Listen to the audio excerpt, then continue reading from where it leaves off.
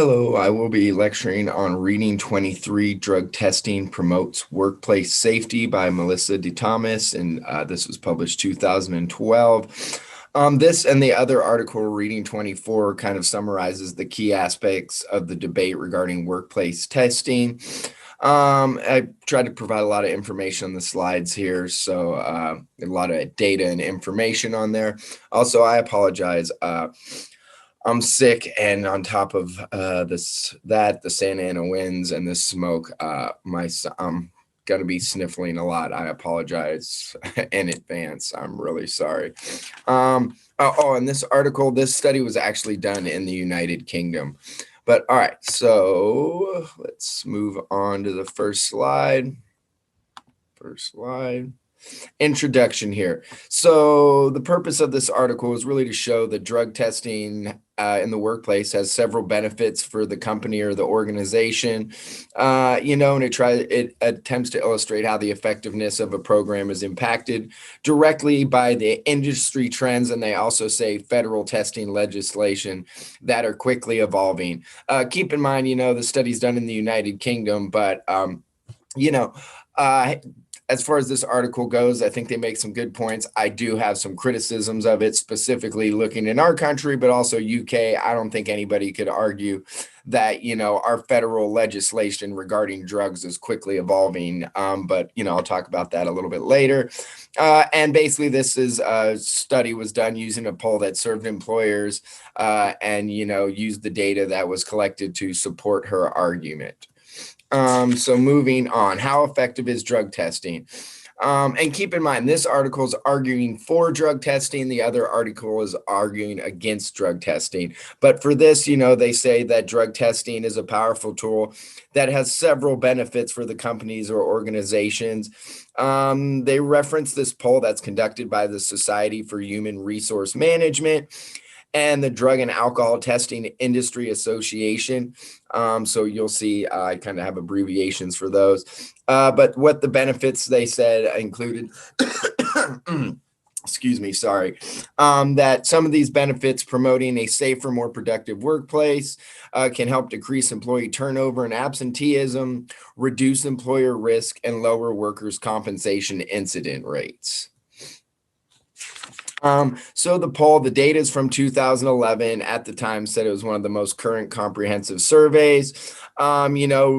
Questioned employers that had anywhere from 500 to 2,500 employees in the company.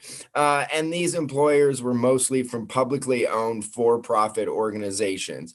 So that's something to keep in mind. Anybody who's perhaps worked for corporations, oftentimes, the corporations are really looking out for their bottom line and, any way they can cut costs, different things here, but this is just, keep in mind, these are large companies, publicly owned, 500 to 2,500 employees here. And what they said was, from this poll, 57% of these organizations surveyed said that they conducted drug testing on all job candidates, and 29% of these organizations did not have a pre-employment drug testing program. So some of the key points discovered in their research here, the connection between drug testing programs and absenteeism. What they argue is they say, the implementation of drug testing programs appeared to make an impact on organizations with high employee absenteeism rates. So they define that as more than 15%. They said prior to implementing drug testing program, 9% of the organizations reported high absenteeism rates, whereas after the implementation of the program, only 4% of the organization reported high absentee rates. So they say the decrease is approximately 50%, which sounds like a very large, decrease. And in a way it is, but they're looking at the percentages here. So, this is from 9% to 4% here. So, keep that in mind when you're thinking of, they use these data, 50% reduction. I mean, that is significant, but keep in mind, we're looking at the percentages here from 9% to 4%. So moving on here, looking at workers' compensation incident rates, they said, the drug testing programs had an effect on this also. By implementing drug testing programs, they said it appeared to make an impact on organizations with high workers' compensation incident rates, more than 6%. Prior to implementing a drug testing program, 14% of organizations reported higher workers' compensation incident rates, where after they implemented the drug testing program, only 6% of the organizations reported similar rates of workers' compensation here. So they say a decrease of approximately 50% again. But once again, that's based on 14% to 6% here. But, they said there was benefits regarding workers' compensation in relation to drug testing. Moving on to the next one here. They said the drug testing also, improved employee productivity rates. They said 19% of the organizations reported an increase in productivity after implementing a drug testing program. How much of an impact does drug testing programs have on employee turnover rates? They said 6% of organizations noticed a decrease in employee turnover rates after implementing drug testing program here. So the last point on this slide, they said, multinational organizations, so these are large companies, organizations, apply similar drug testing protocols, policies in the U.S. and globally. So they're referencing the U.S. and other companies globally. They said 72% of multinational operational organizations reported that almost all or some protocols, policies are applied when drug tests are conducted outside of the United States. So they're really kind of talking about these global companies, that have, headquarters or have offices throughout the world. All right, so maintaining program efficacy by understanding trends in federal programs here. So what they say is, in order to, create the most appropriate and effective testing programs, it is important to understand what's happening in the industry. They said federal drug testing requirements initially started in the 80s. However, the drugs being used are quickly evolving, and so are their abusers. They cite technology and the influence it's had on making it much easier to access prescription medication, so no longer relying on street dealers. They also talk about the use of prescription pills for non-medical use is growing rapidly in the U.S. So they're talking about the evolution of the programs, with the changing of the drug policy or drug trends we see, that are observed here, and trying to, acknowledge the role of the internet and how things have changed here.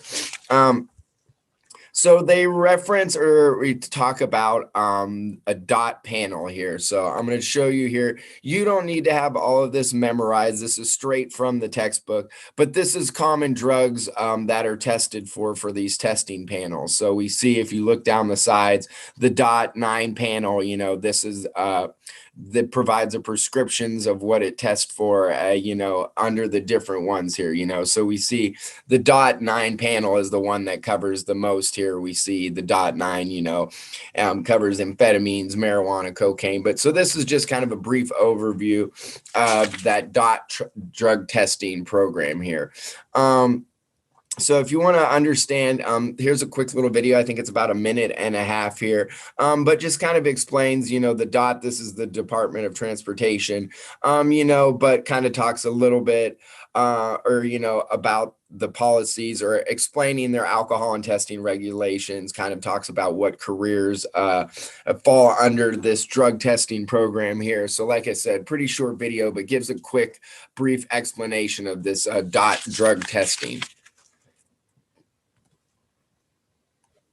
All right, so moving on. And the last thing I want to point out is if you look at that DOT drug testing panel, they added on, you see these add-ons for drugs that are tested, hydrocodone, oxycodone, and meperidine. These are, pretty much painkillers, opiates, so talking about the add-ons and, reference to, the opioid epidemic is the term that they often use here. But understanding trends in federal programs here, they said because of result of new trends, new federal legislation and program guidelines are surfacing. They're specifically focusing on, or not only focusing, but really highlighting prescription medication and designer drugs, and how this is considered for testing in addition to standard illicit drugs. They said in October of 2010, the Department of Transportation adapted to trends by adding ecstasy as part of the amphetamines panel. I will say, this article provides some good arguments, but I'm not a big believer in, using these federal guidelines, trends, to in relation to keeping drug testing updated here. Ultimately, if we look at this, our government, specifically looking in the US, I know this is in the United Kingdom, we have not been very up to date with the current drug epidemic, even the opioid epidemic, or the term they use, epidemic. Look how long it took to get to light. If we're relying on our federal government and their quick responses to trends in drugs, I'm sorry, but look at our federal government. We still have cannabis as a Scheduled I drug. So this is one of my big critiques of kind of this argument, is they make it seem like the government is doing such a great job keeping up with the current trends of drugs. So by looking to the government, they can stay up to date with these current trends in drugs. But I really haven't seen much evidence from our government. And the UK a little bit different, but still it's not like they're completely on top of it. They're struggling with a lot of drug issues. So that's one of my big critiques of this article, relying on, or, really looking to the government for guidance and trends here. And, their argument is, hey, look, we added ecstasy in 2010. People had been aware of ecstasy for a long time before 2010. If you look up news articles, these different things. So even their evidence for staying current isn't, really convincing me here. But, they talk about the U.S. government enhancing its drug testing even further. They said the Drug Testing Advisory Board has received approval by the DHHS to possibly test for synthetic opiates such as hydrocodone and oxycodone. These opiates, also known as Vicodin and oxycodone. So, they're talking about addressing that. But even once again, this is something that's been taking place for a long time, and it really took us a long time to even become aware of it. But all right, moving on, continued on this. They said the Drug Testing Advisory Board has recommended using oral fluid testing as an alternative testing method here. But, they says it could take potentially years for the Department of Transportation to implement these recommendations. However, this would be a step in the direction of making progress towards modifying the federal drug testing program. And these recommendations also provide guidance for potential drug tests to test for, but once again here, this article for me a little bit, it's like on one hand, hey, we're adapting, we're changing, but then at the same time, they're saying, it's going to take potentially years for the DOT to implement these recommendations. And, so this idea of staying current with the trends, that's kind of one of my big issues, as I've stated here, but we see that, our government has not been the best in that. And oftentimes by the time we're even dealing with drugs, if you think about the example I provided with bath salts, by the time we had implemented policies to, deal with bath salts, it had already declined. And we look at our government and even the research, think of that news clip, they're creating this bath salts epidemic that was really based off of a few stories. So, and then they made it seem like it was this big epidemic. But by the time they had already responded with policy, we see that trends in use were really declining already. So once again, one of kind of my critiques here. But all right. So moving on here, once again, continuing this understanding trends here, they talk about how Barack Obama signed the Synthetic Drug Abuse Prevention Act on July 12th, 2009.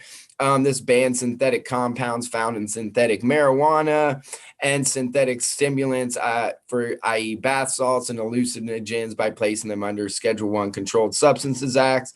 And in addition, this law this allows law enforcement agencies to take action against the manufacturers, importers, and sellers of this product. So, I've been critical, but they do talk about, 2009, Obama did, implement something to kind of deal with this and, go after the manufacturers, importers, and sellers of these products. But what we see is really a lot of those, the use of that was kind of drummed up by the media, but we see that there has been some response. So I'm critical, but at the same time there is some examples of trying to address these issues. But once again, when we look at our federal government and the way we have our drugs scheduled, I don't think most of us would agree with the accuracy of that, specifically looking at cannabis as a Schedule I drug. But all right, conclusion, effective drug testing programs promote safe and productive workplace. They say that being aware and cognizant of industry trends may help with understanding the drugs that are being used. And they say take this knowledge and, employers can modify their testing panel based on drugs that are being abused. Once again, though, they're saying how long it was going to take years for the Department of Transportation to adjust. But then they're saying, hey, we can modify our testing panel. Obviously, I think there's something to this and, should be considered. But once again, there's kind of some conflicting information here.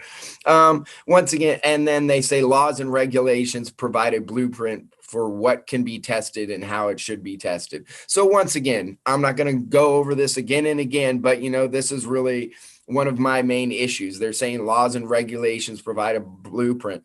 We really see that drug laws have not been accurate in our country. We've been changing. There's been some changes, but in no way does it, accurately represent, I think the beliefs, the opinions, and honestly, what some of science is saying, once again, I'll say it again, but our government says cannabis has no medicinal properties and is Scheduled I drug. I'm not saying that, it's the miracle, but, I think there's a lot of people with anecdotal evidence and more valid scientific research that's coming out otherwise. So for me, that's just my big concern here, is they're really relying on laws, regulations, and the government. Lastly, here they say employers should retain internal or external legal counsel to review drug and alcohol testing laws in states where their employees reside. And they say this is a useful resource to help employers stay aware of evolving industry trends. I'm not going to lie, that for me right there kind of brings up some issues too. If you retain internal or external legal counsel to be dealing with these, then, there must be some concerns, some issues, if you need to, retain legal counsel as a company for drug testing. But ultimately what they say is, effective drug testing promotes a safe, productive workplace, decrease in absenteeism and workers' compensation in workplaces not implementing drug testing. They say since the 1980s, the DOT has been expanding the panel to include additional drugs. And, ultimately, they say industries can monitor their program's effectiveness by recognizing which drugs are being abused the most and modify the drug testing panel. But, once again, are they going to be able to react fast enough and stay up to trends when oftentimes it takes a long time for us to really gather valid scientific data here? A lot of interesting questions related to kind of this article here, just some things to think about, but do you think it's an invasion of privacy to be drug tested? And do you agree that drug testing promotes work safety? I'm sure a lot of you have maybe worked in a career or some type of job or, where you're drug tested. I know I've had friends who work at Home Depot and pretty much they don't drug test unless you get into an accident or have something, an issue at work, and then they'll drug test here. And another thing, the other article will talk about it here, but I know it's a little difficult, but do you think drug tests should test for alcohol? Why or why not? We see a lot of this really points to drugs, but I can speak from my personal experience. The most I've seen people, show up to work and not be productive, calling sick, usually has to deal with going out and getting drunk. So, I mean, this is just my anecdotal evidence. But for me, I've known a lot of people who've consumed or used, drugs in a recreational way, and rarely did that really affect their work. I've mostly seen alcohol be one of the biggest, you know, um, what had the largest effect of, employee absenteeism rate, decrease in productivity. I mean, I'm sure a lot of us, I mean, especially if you think of, working in some of the service industry, but I'm sure we can probably, a lot of us can think of working a job and having someone showing up, being hungover and just like basically trying to survive their shift. And then, other things to think about, we see employers and criminal justice system spends a lot of money on drug testing. Do you think the benefits of the workplace safety outweigh the cost, or perhaps, those funds might be better spent dealing with other issues here? And then, what are the implications regarding perceptions of drug users based off of these findings? How are they, what are they creating these perceptions of drug users? For me, a lot of the things that they talk about here really seems much more related to alcohol than it does other, illicit drugs here. And once again, something to think about, we see there's a large implementation of drug testing. Do you think all jobs should be drug tested, or just specific jobs that maybe have high risk, where we're maybe a little more concerned? And something to think about, maybe you've had this happen, but do you think this perhaps has an issue on employee morale? And lastly, if we were in class, I'd kind of open it up to if anybody has any examples. The article talks about trying to eventually switch to, oral drug testing.